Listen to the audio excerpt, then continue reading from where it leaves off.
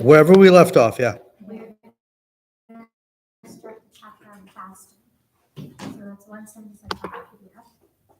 And 181. I'm just going to post the link and just wait a moment so everybody can join.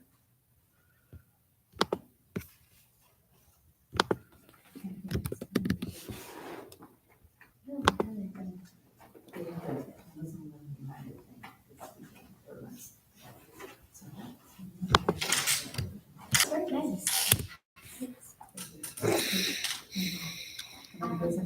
I've seen people use it like here, like they kind of have their piece right here, and then it's all out. Just wrap your tongue. Given all our comes away. But I find that those kind of things at like non-days don't really stay in place for me. I end up needing the safety pins off the street. Like put them right We only need one good jacket. Yeah, I had to go to New York and it's just turning cold. And I really appreciate Virginia. Because even though it's cold here, it's nothing like that. You guys see the link now? My cousin, Yeah, I can see that. actually, my cousin's son. He was 58. But then it says that I have water. He was a baby to me because I remember it until the morning. Same age as my kids, actually. They used to play together. Yeah, it was kind of, I'm surprised she knew he wasn't well.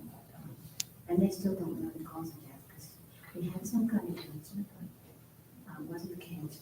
He also had a 90% blockage in his heart. Okay, so we're on page 181. Yeah. I'm sorry to interrupt your conversation.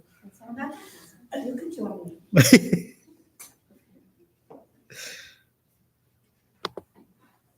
Hafsa, come here for a second. Can you come here for a second?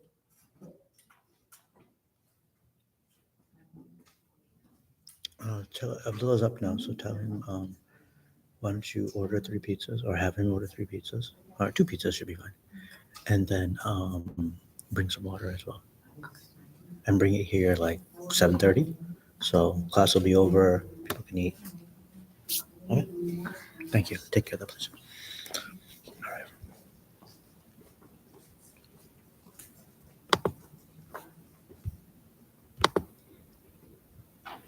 All right, so we're on page 181.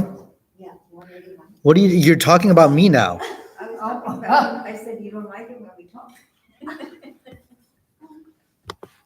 I swear we're not. See, he's working on it. He always knows what we're doing. Even if.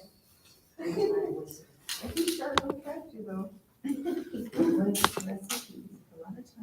Did you see that video? The kid snuck into class and got all that, he sat in his chair. And he looked and the teacher was sitting right next to him. Oh. I think his name is Faisal. Oh. They're really just taking shots at me today, huh? Just catching strays left and right while I'm trying to get my class going. I am. Sister Diana's on a roll today. I mean, Hafsa, can you can you pin the book again, please? I don't know why I keep losing it. Oh, here we go. I have it on my desktop. I have things more together than I seem. Yeah, for some reason it doesn't show up sometimes. All right.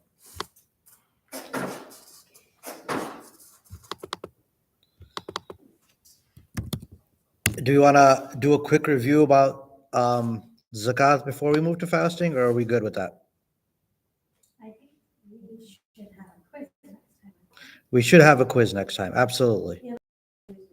Give us a chance to study a little.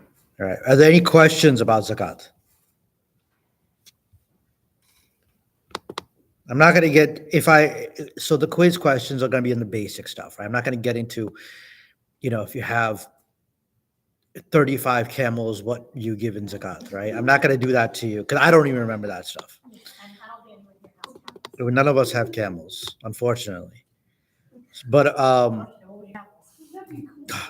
yeah, that's wealth right there. That is But I will ask questions about the purpose of zakat. Um, what is zakat on money? I think that's an important thing. What does nisab mean? I'm not going to ask you the amount of nisab, but what does it mean? I don't mind. We have asked that conversation. Huh? You should ask me that. Even if somebody doesn't remember the exact, We'll exclude my money at least. That's good because that came up. What exactly does nisab mean? what does nisab mean, right? Who has to pay zakat? These types of questions I'll ask. Who is the fact can be paid to? Some of those categories. I don't expect everybody to memorize all 8 categories, but in general, just so you know, um, the categories of zakat. So we'll have the zakat quiz next week. Can you prepare the quiz also? Did we ever have? We don't have zakat. We don't have class next week because the long weekend, it's Thanksgiving weekend. December 5th. December 4th. Did we actually have a quiz on Salah? We did. We did too. I think we did. I wasn't here. Do you want another one? Oh, I took it. We did. Remember we were sitting there together and I had it on the phone. We had it on the phone and a lot of the questions were like the same questions, but they had different answers. Oh, yeah, yeah. Remember that? Yeah, I do remember having it on the phone. That was the one. Okay.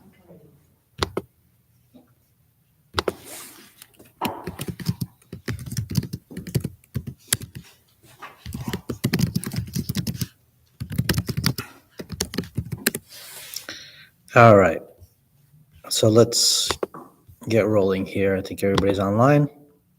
All good. 4 people online. All right. Bismillah, alhamdulillah, wa salatu wa salam ala rasulullah wa ba'd.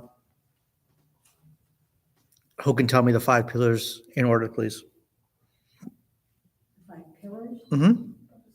Yes. In order. Shahada. Shahada is the first one. The declaration of faith, right?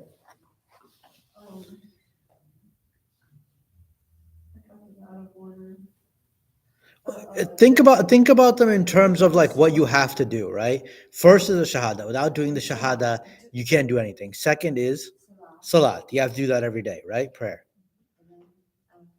Third is Charity. zakat, right?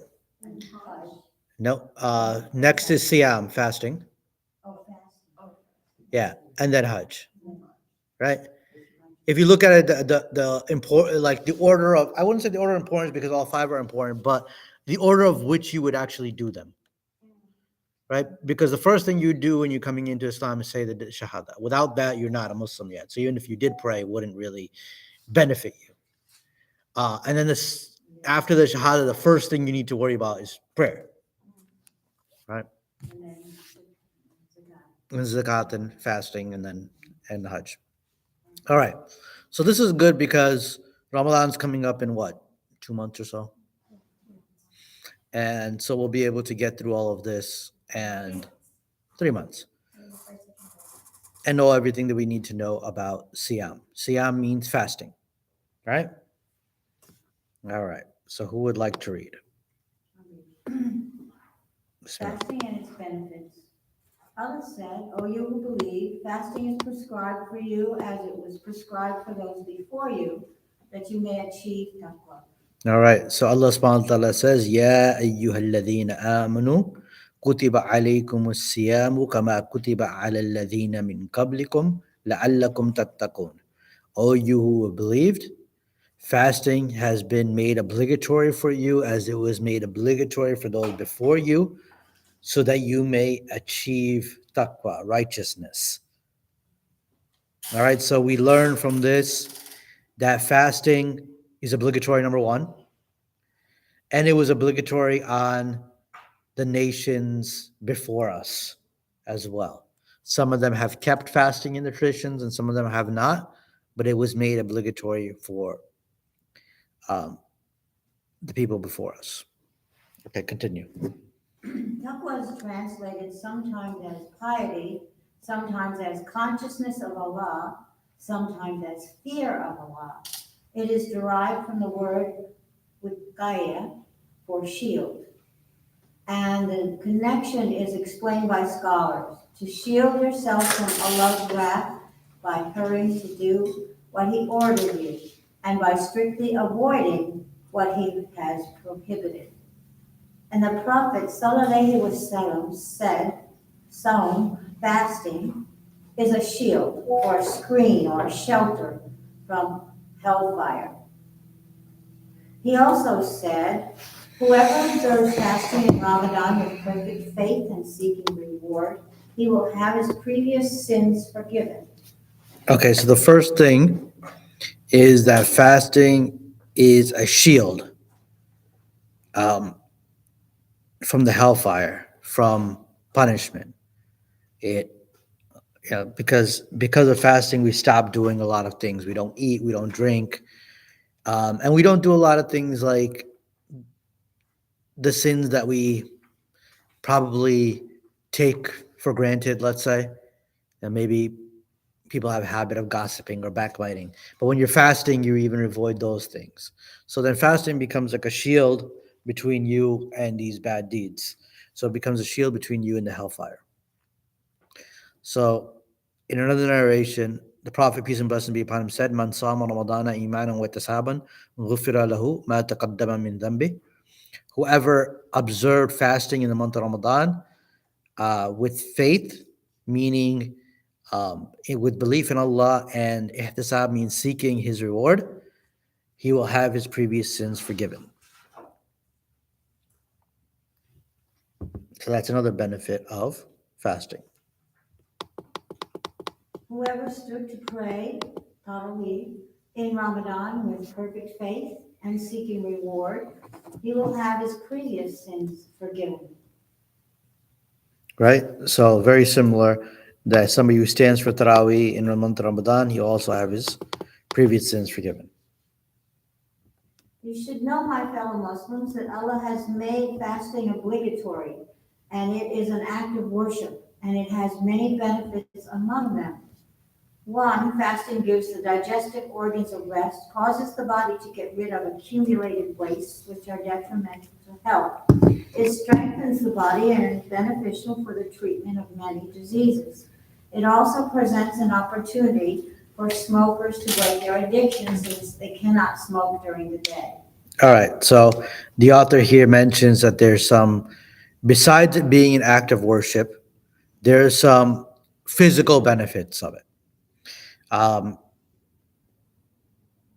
It causes the body to get rid of waste. It cleanses the body. The digestive organs get on a different schedule. It strengthens the body.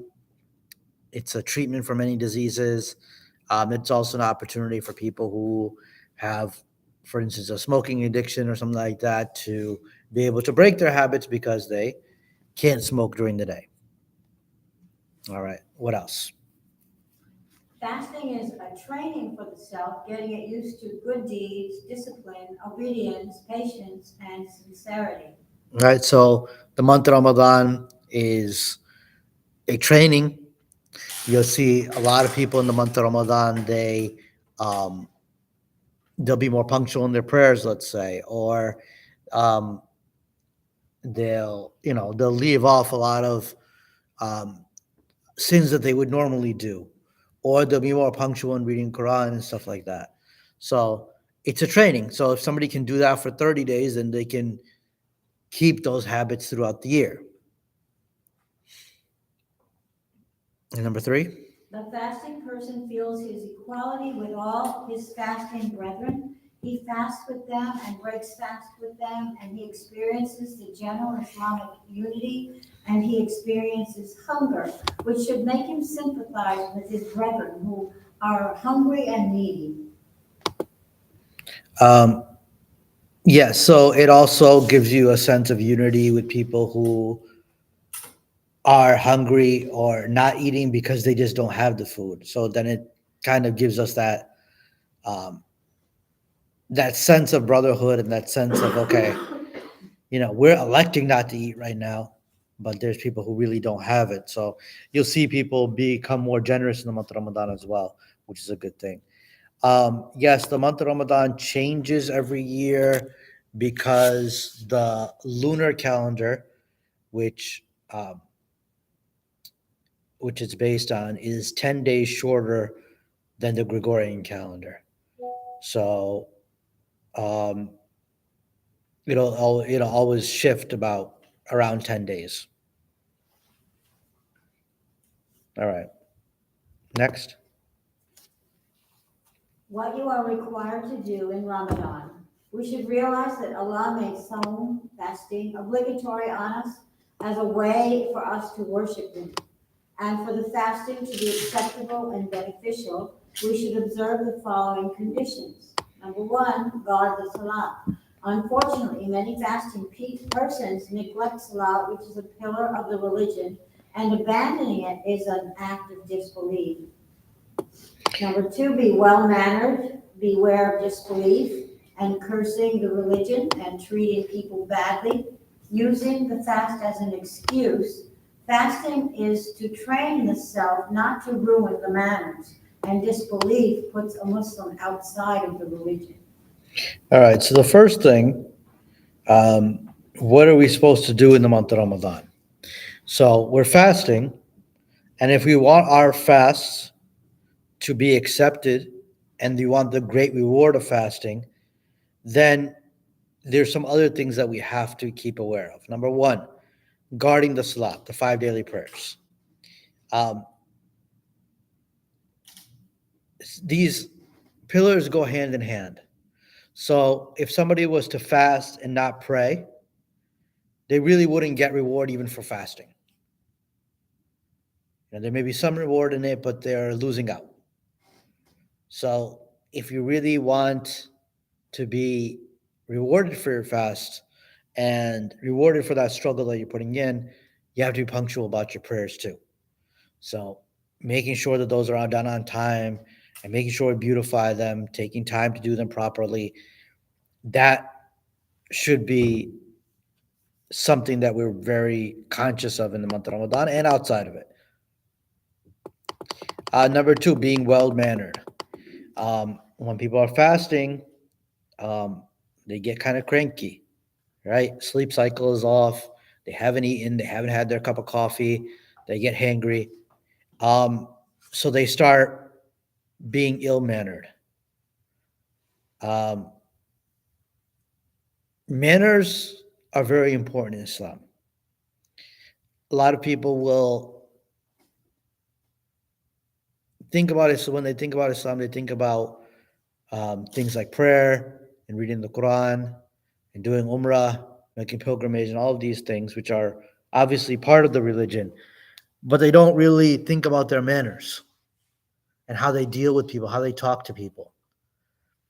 So unfortunately, you'll have people, you know, talking about this is sunnah and that's sunnah when their manners are shot. They yell at people, they scold people, they're rude, and they're known for this.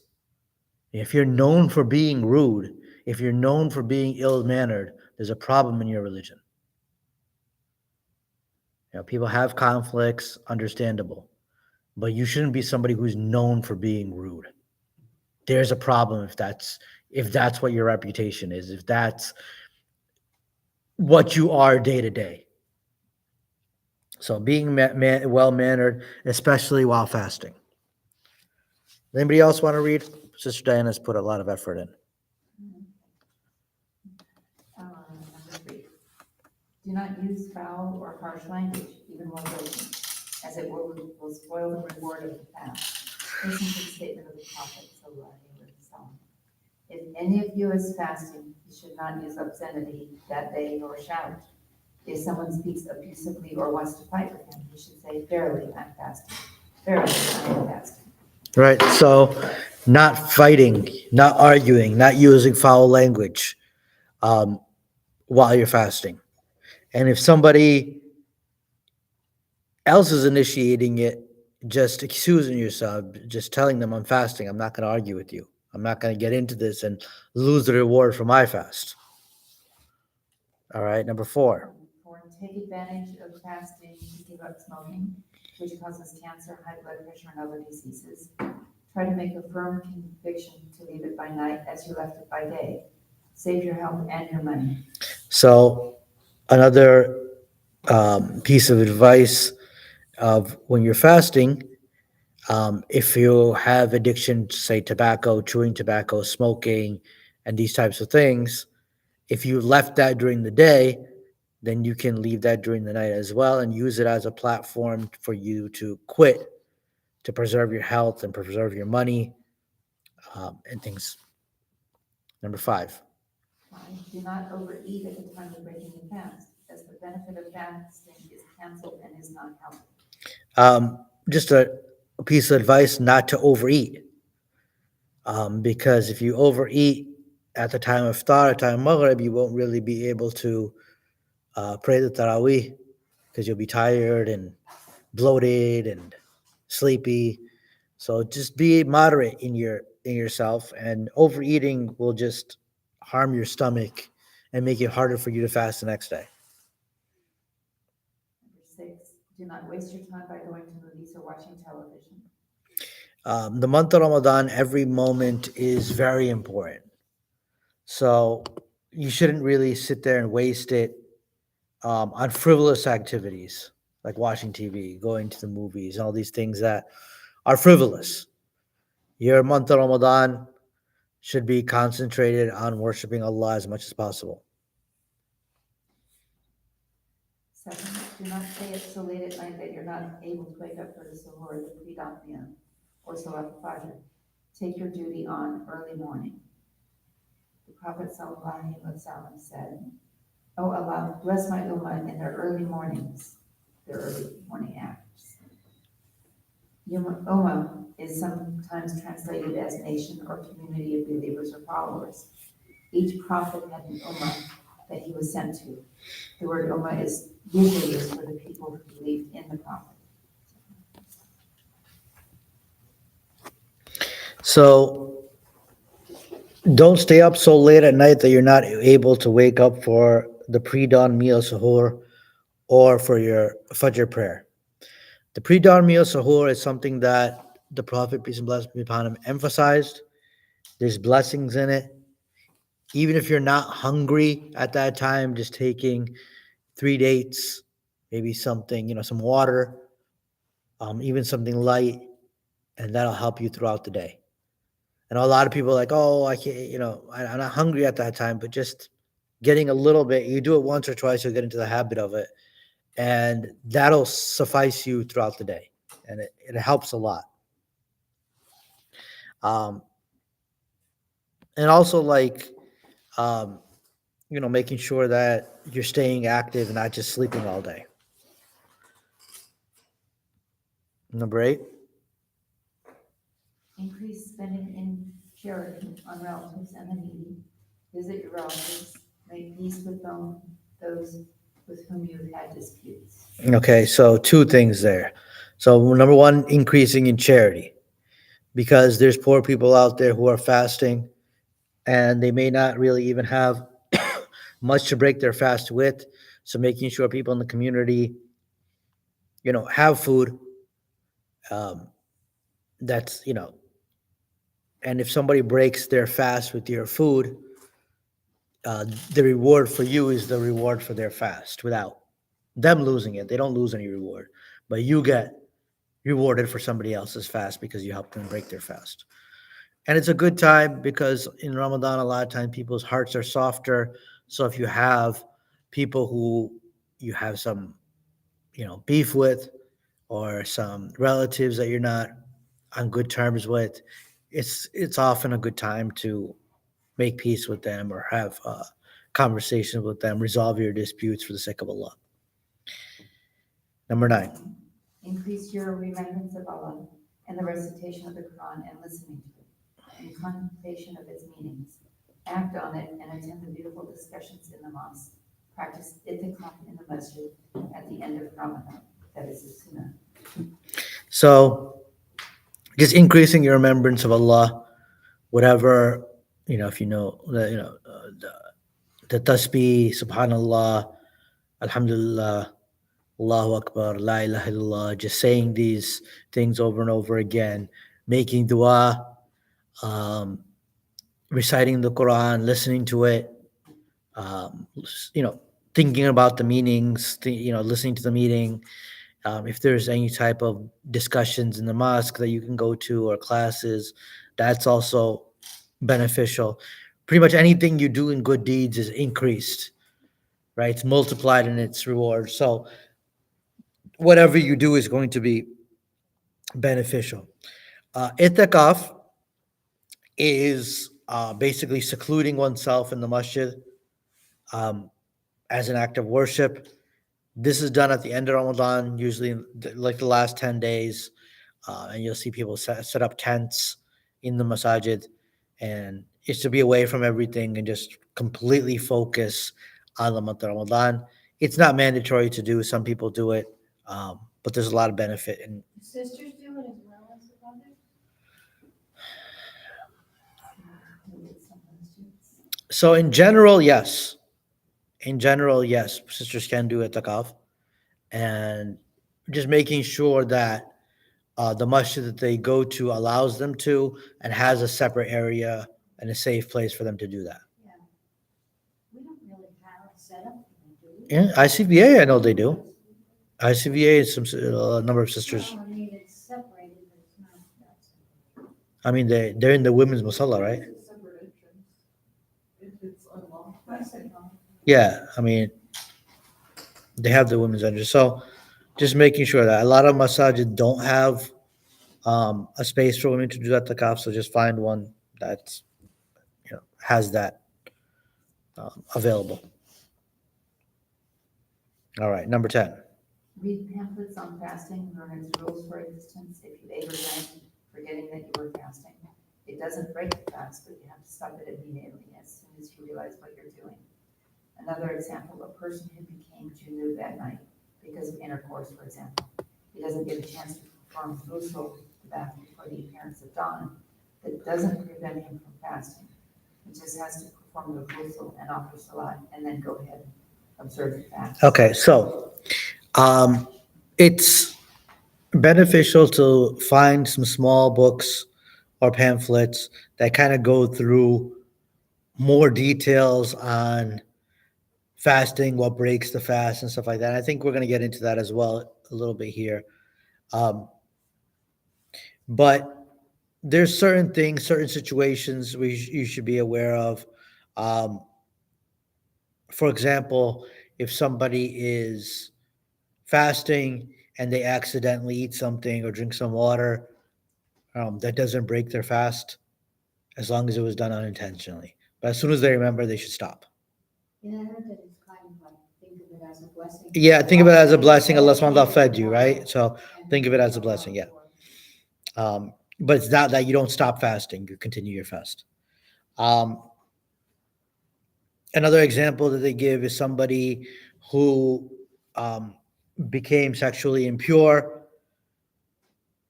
and did not get a chance to make their ghusl and become clean before Fajr. So does that break their fast? No, because that, whether they had intercourse or whatever, that didn't happen during the time of fasting. So that doesn't break the fast.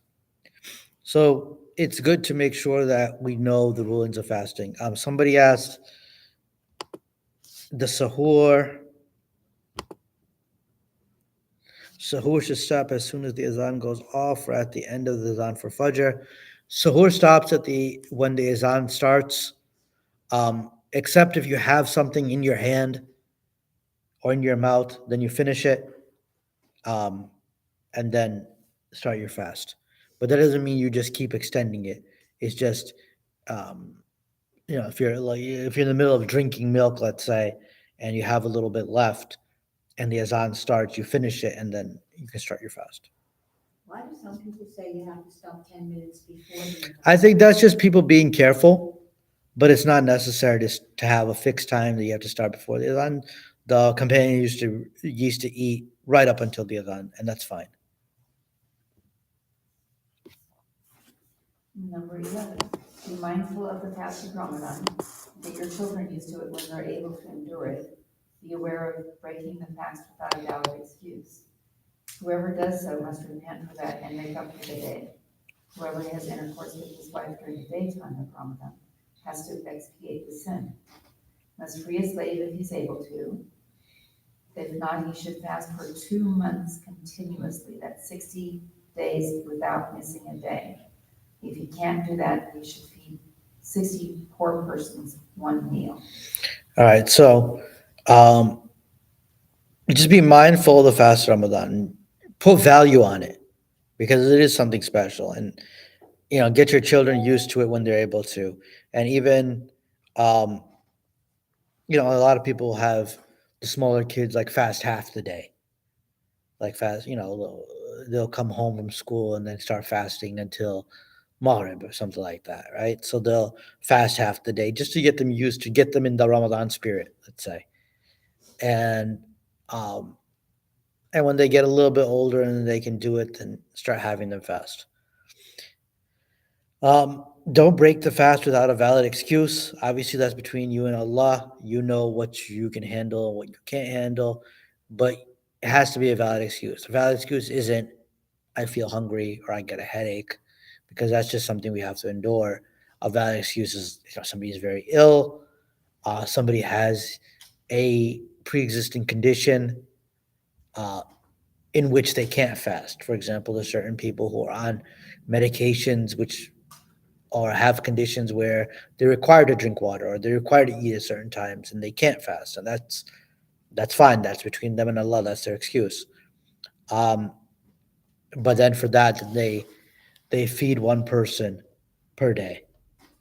They give um, you know the fidya of feeding one person per day. Um, a woman who's pregnant, right, may not fast. A woman who is feeding her children, breastfeeding, she wouldn't fast because it's a hardship for her. So there's, Allah subhanahu wa ta'ala even says in the verses where He has made fasting obligatory that He does not, Allah subhanahu wa ta'ala doesn't want difficulty for you. He's not trying to kill us. He wants an act of worship. Um, and this is why it's important to have knowledge of what constitutes an excuse and what doesn't. If somebody has intercourse during the day while they should have been fasting, and that breaks their fast, they have to fast continuously for 60 days or feed 60 poor people. All right, number 12. Beware, my Muslim brothers and sisters, from breaking the fast of Ramadan without excuse. Beware of doing so openly in front of people, because breaking the fast is audacity with Allah and disrespect for Islam, shamelessness among people. You should realize that the one who doesn't fast doesn't really have an Eid. No, because the Eid is the occasion of great happiness for those who completed the fast, and they hope that their worship will be accepted.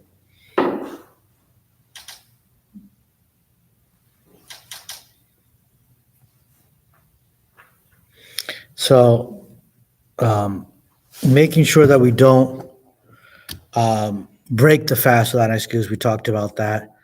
And even if you have a valid excuse, making sure that you're not eating openly in front of other people who are fasting.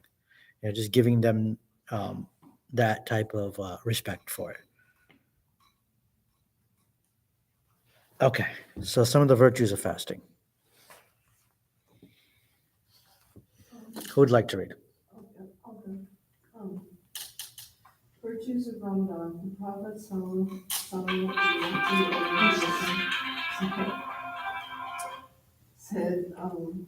when Ramadan starts, the doors of heaven are opened, and the doors of hell are closed, and the devils are chained up. And in another version, when Ramadan starts, the doors of paradise are opened, and in another version, the doors of mercy are opened. In the version reported by Tirmidhi, and the caller calls out, "O you who crave the good, come on, and O you who crave evil, abstain." And Allah has certain people whom He frees from hellfire, every night until Ramadan ends. All right, so the virtues of Ramadan. One narration is when Ramadan starts, the doors of heaven are opened and the doors of hell are closed, and the devils are chained up. And so that kind of gives us some more motivation that the doors of Allah's mercy, the doors of heaven are open for us even more than they were before. So strive to get there by doing good deeds. And He makes it easier for us by, chaining a lot of the devils, the leaders amongst the devils especially, so that they don't whisper and, distract us and get us into sins. The second narration, um, and the caller calls out, "Oh, you have craved the good, come on, and oh, you have craved the evil, abstain." And Allah um, has certain people whom He frees from the hellfire every day until Ramadan ends.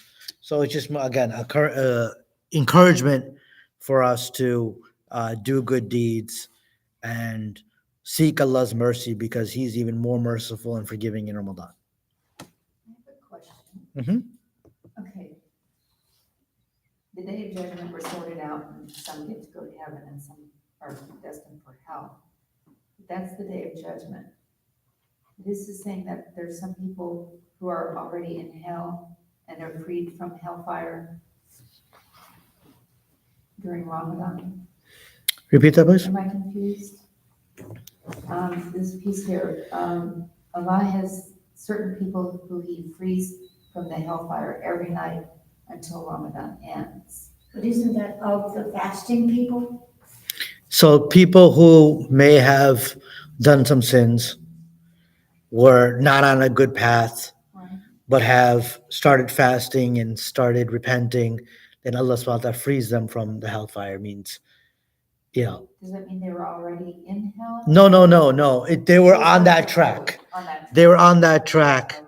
and Allah subhanahu wa ta'ala allows them to repent, accepts their repentance, and, sets them on a new track. Because at this point, no one is in hell, right? Not until judgment. So what this means is people who are on the track, on that direction. Really, there's not anyone in hell? Because there's a lot of, a bunch of other hadiths out besides this one that mention people that are in hellfire will be there for the day of judgment or something like that. There are some, because there are some narrations where Rasulullah sallallahu alaihi wasallam saw people of the hellfire. Now, I don't know if that was more of him being shown what's going to happen, or if that's happened now. Allah subhanahu wa ta'ala knows best. But hellfire exists, heaven exists. Whether there's people there or not is not something entirely clear to me.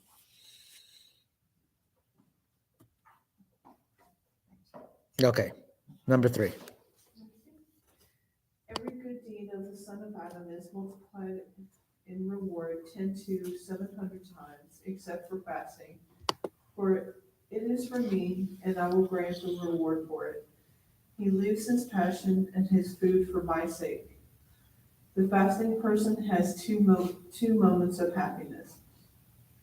One moment when he ends his fasting for the day, iftar, and the other when he meets his Lord.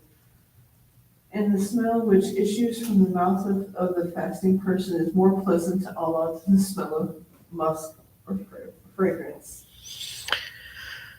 So every good deed of the son of Adam is multiplied by 10 to 700 times for fasting, except for fasting. So any good deeds that we do are multiplied. Fasting, it's solely for Allah, and He will grant the reward for it. So maybe even something more than the 700 times. It's something that He doesn't even mention because it's such a great reward.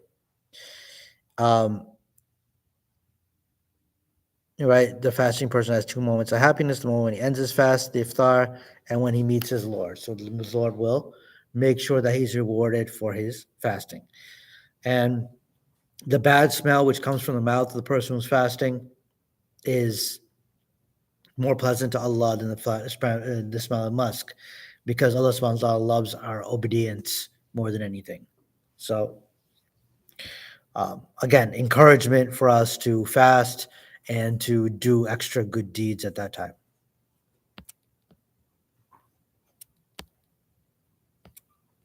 Okay, let's keep going here a little bit. Allah's messengers, sallallahu alaihi wasallam, said, whoever do not abstain from deceitful speech and actions, Allah is not in need of him leaving his food and drink. Okay, so again, this goes back to manners, right? If somebody is fasting and they're cursing at people, arguing with people, fighting with people, and doing all these things, There's no point. there's really no reward left in his fast. And this is why it's, the wording is Allah is not in need of him leaving off his food and drink, because that's all he's doing at that point. He's just keeping himself hungry because he's not fasting as an act of worship if he's doing all of these other things. So just making sure that we, maintain our good manners while we're fasting. All right. Ending the fast, iftar, supplication, and the pre-dawn meal, suhoor. The Prophet sallallahu alaihi wasallam said, when one of you breaks the fast, he should do so with dates because it is blessed. If he couldn't get dates, then break your fast with water because it purifies. All right. So when you break your fast, this is why people normally break their fast with dates, because this is the narration to break your fast with dates. And if you can't find dates, then use water. Number 2. The Prophet sallallahu alaihi wasallam used to say at the time of iftar, "O Allah, I keep the fast for you, and with your sustenance I am breaking my fast. The thirst is gone, and the veins replenished, and the reward is confirmed if Allah wills." All right. So,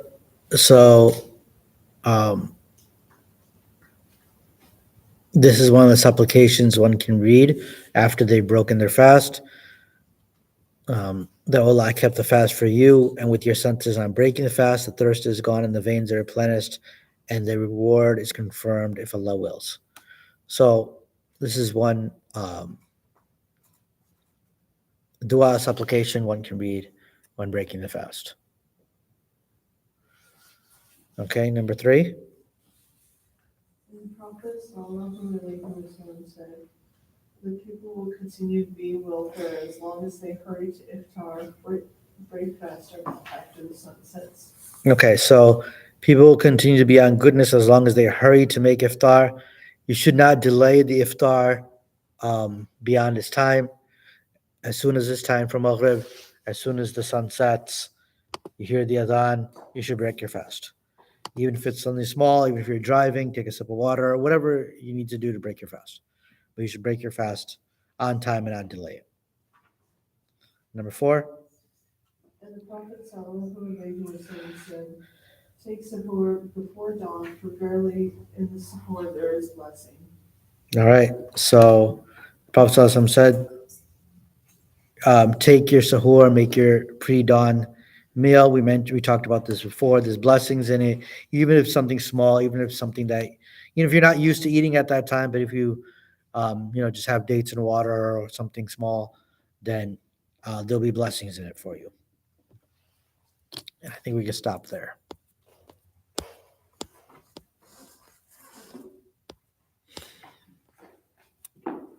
Any questions on fasting, on the virtues of Ramadan?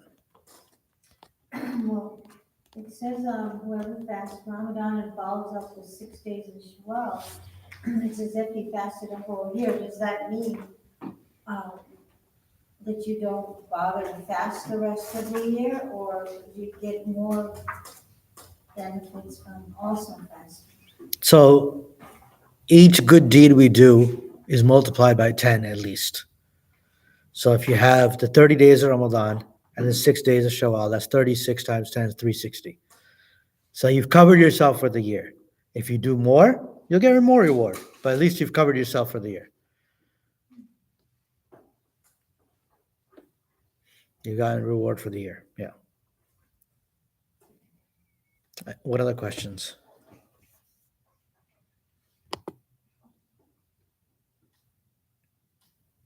Any questions online? No?